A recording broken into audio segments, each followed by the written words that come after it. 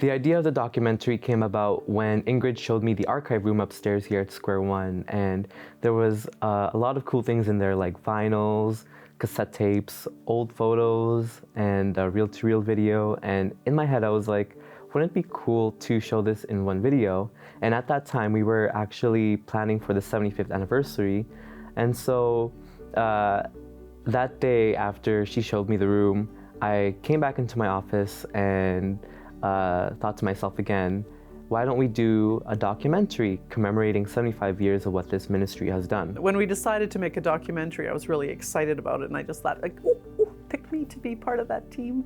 And so I was really pleased when I was able to be. I worked with Rain and Grant and Eric and a lot of other people who really supported the project.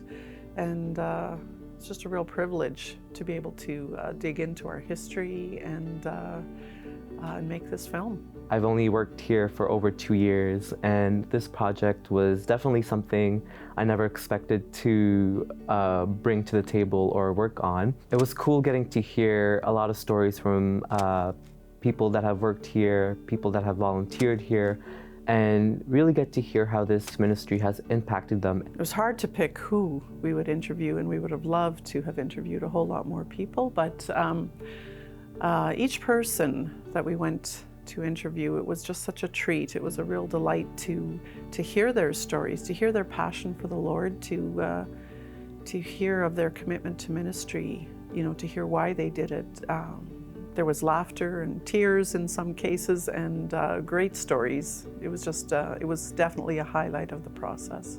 Ingrid really did a good job providing the backbone of the documentary, which was a story. There was so much material to work with in the interviews, in the archives, the stories, the records that we have, and we just gave ourselves permission to tell one story, not to try to tell everything, but to choose one story and tell it well.